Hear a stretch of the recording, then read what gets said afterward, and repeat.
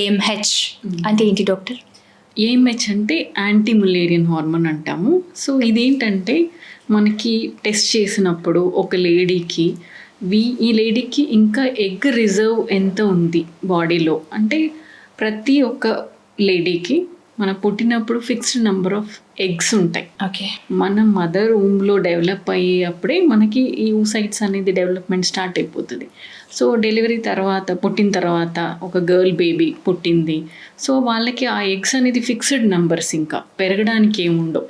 అందులోంచి every month కొన్ని degenerate అవుతూ ఉంటాయి. వన్స్ ప్యూబర్టీ స్టార్ట్ అయ్యాక, ఓవ్యులేషన్ స్టార్ట్ అయ్యాక ఎవ్రీ మంత్ కొన్ని స్టార్ట్ అవుతుంది పెరగడం. అందులో ఒకటి మాత్రం ఓవ్యులేషన్ స్టేజ్ దాకా వెళ్తుంది. మిగిలినవన్నీ ఏమవుతాయి, మరి డీజనరేట్ అయిపోతాయి. సో అట్లా మనకి ఆ ఎగ్స్ అన్నీ పోతూ ఉంటే మన రిజర్వ్ తగ్గుతూ ఉంటుంది. ఓకే. సో అయితే స్టేజ్కి వచ్చేసరికి ఆల్మోస్ట్ అన్నీ అయిపోతాయి ఎగ్స్. అప్పుడు మెనోపాజ్ వచ్చేస్తుంది, అంటే పీరియడ్స్ ఆగిపోవడం అన్నమాట. సో ఏదైనా ఏజ్ అప్పుడు మనం ఇది టెస్ట్ చేసినప్పుడు AMH వాల్యూ ఇంకా ఎంత రిజర్వ్ ఉంది, స్కాన్లో కొన్ని కనిపించవు, చాలా చిన్న చిన్న ఫాలికల్స్ ఉంటాయి, మనం చూడలేము. సో అందులోంచి సెక్రేట్ అయ్యే హార్మోన్ ఇదనమాట AMH. సో ఈ వాల్యూ మనకి రిజర్వ్ చెప్తుంది, అంటే నంబర్, క్వాంటిటీ అంతే. ఓకే.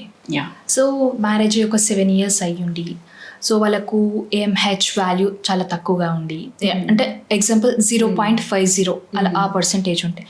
సో వాళ్ళలో ఎంతవరకు ఛాన్స్ ఉంటుంది? యా. సో AMH నేను చెప్పినట్టు ఇది ఓన్లీ క్వాంటిటీ మనకి చెప్పేది, అంటే ఎంత ఉంది నంబరు, చాలా బాగుంది అనుకోండి AMH, వాళ్ళకి చాలా టైం ఉంటుంది ప్రెగ్నెన్సీ ప్లాన్ చేసుకోవడానికి. ఎవరికైతే చాలా తక్కువ ఉంటుందో వాళ్ళ రిజర్వ్ ఆల్మోస్ట్ తగ్గిపోయింది, అంటే ఎగ్స్ ఇంకా చాలా తక్కువ ఉన్నాయి, తొందరగా ప్లాన్ చేసుకోకపోతే ఆ రిజర్వ్ కూడా తగ్గిపోయాక ఇంకా వాళ్ళకి ఆప్షన్స్ తక్కువ ఉంటాయి ప్రెగ్నెన్సీకి. సో అందుకని ఇది మనం టెస్ట్ చేసేది ఓన్లీ టు సీ క్వాంటిటీ మాత్రమే, క్వాలిటీ చెప్పదు AMH ఎప్పుడైనా. సో ఈవెన్ ఒక యంగ్ పేషెంట్ అనుకోండి, సో వాళ్ళకి AMH తక్కువ ఉంది, వాళ్ళకి న్యాచురల్గా ప్రెగ్నెన్సీ వస్తుందా అంటే న్యాచురల్గా వచ్చే ఛాన్సెస్ ఎక్కువ ఉంటుంది. సో AMH చాలా తక్కువ ఉన్నంత మాత్రాన వాళ్ళు కంపల్సరీ IVF చేసుకోవాలి, లేదంటే వాళ్ళకి ప్రెగ్నెన్సీ రాదు అనేది లేదు. సో AMH వాల్యూ కంటే age is more important. Same AMH value ఇద్దరు ఏజ్ గ్రూప్స్ తీసుకుంటే, మీరు ఒక 35-year-old లేడీ, ఒక 25-year-old లేడీ, ఇద్దరికి సేమ్ AMH ఉన్నా 25-year-old లేడీకి ఎక్కువ ఛాన్స్ ఉంటుంది ప్రెగ్నెన్సీకి. అదే వీళ్ళకి ఏజ్ ఎక్కువ ఉన్న వాళ్ళకి అదే AMHతో తక్కువ ఛాన్స్ ఉంటుంది, అంతే డిఫరెన్స్. బట్ చాలా తక్కువ ఉంటే వీళ్ళకి ప్రెగ్నెన్సీ రాదు, వాళ్ళ ఎగ్ పనికి రాదు అనేది కాదు. ఓకే. యా. సో కొన్ని కేసెస్లో మేము వింటుంటాం, నీటి బుడగలు వచ్చాయంట, సో అలా ప్రెగ్నెన్సీ కొంచెం ఇబ్బంది అవుతుందంట అని చుట్టుపక్కల మాట్లాడుతూ ఉంటాం. నీటి బుడగ అంటే ఏంటి, అవి ఎందుకు వస్తాయి డాక్టర్? యా.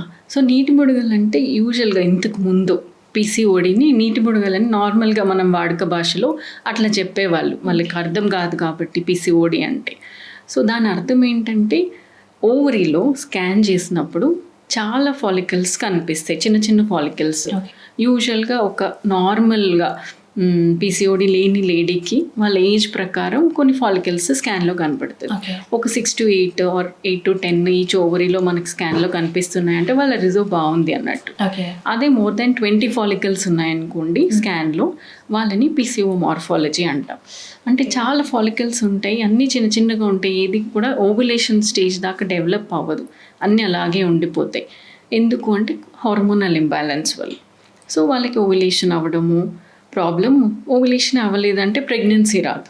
సో ప్రెగ్నెన్సీ రాకపోవడము and weight gain, hormonal issues వల్ల ఒబేసిటీ, తర్వాత ఫ్యూచర్లో డయాబెటీస్ డెవలప్ అయ్యే రిస్క్, ఇవన్నీ ఎక్కువ ఉంటాయి. సో ఈ నీటి బుడగలు అనే కాన్సెప్ట్ వల్ల వాళ్ళకి ఒక మైండ్లో యాక్చువల్గా ప్రాబ్లం ఏంటి అనే దానికంటే ఆ నీటి బుడగలు PCO అన్నప్పుడు అది డైవర్ట్ అయిపోతుంది అనమాట problem. It is not just related to ovaries, ఇది మెటబాలిక్ అనమాట. సో అందుకని రీసెంట్గా నేమ్ చేంజ్ చేశారు, వెరీ రీసెంట్లీ. PCOS కాదు ఇప్పుడు, సో PMOS అంటారు. సో పాలీఎండోక్రైన్ మెటబాలిక్ ఓవేరియన్ సిండ్రోమ్ అంటే ఇందులో ఓన్లీ ఓవరీస్కి కాదు, it is hormonal issue. So అందులో ఓవరీస్ ఇన్వాల్వ్ అవుతాయి అంతేగాని ఓన్లీ ఓవరీస్ రిలేటెడ్ కాదు. పీసీఓడి అనగానే అందరు ఇంక ఇన్ఫర్టిలిటీ అదే ఉంటుంది, మాట్లాడడం కూడా ఇన్ఫర్టిలిటీ గురించే మాట్లాడతారు. దానివల్ల ఇంపార్టెంట్వి మనకి సైడ్ ట్రాక్ అయిపోతూ ఉంటాయి. అంటే లైక్ మెటబాలిక్, మెయిన్గా ఒబేసిటీ, హార్ట్ ఇష్యూస్, డయాబెటీస్, ఇవన్నీ వీళ్ళకి ఎక్కువ ఛాన్స్ ఉంటుంది ఎఫెక్ట్ అవ్వడానికి. సో వన్స్ ఈ నేమ్ చేంజ్ అవ్వడం వల్ల ట్రీట్మెంట్ ఏం మారదు, బట్ ఎక్కువ అవగాహన కోసం వాళ్ళు రీసెంట్గా నేమ్ చేంజ్ చేస్తారు. యా. సో ఈ నీటి బుడగలు అనేది ఇప్పుడు లేదు అసలు కాన్సెప్ట్, అసలు సిస్ట్ కాదు, అది పాలిసిస్టిక్ ఓవరీస్ అంటాం ఓకే ఇంగ్లీష్లో. సో పాలిసిస్టిక్ ఓవరీస్ అంటే అసలు సిస్టే ఉండదు ఓవరీస్లో. సో దట్ ఈస్ అంటే రాంగ్ నేమ్ అనుకోవచ్చు. ఓకే అందుకని ఇప్పుడు రీసెంట్గా they have changes name. Okay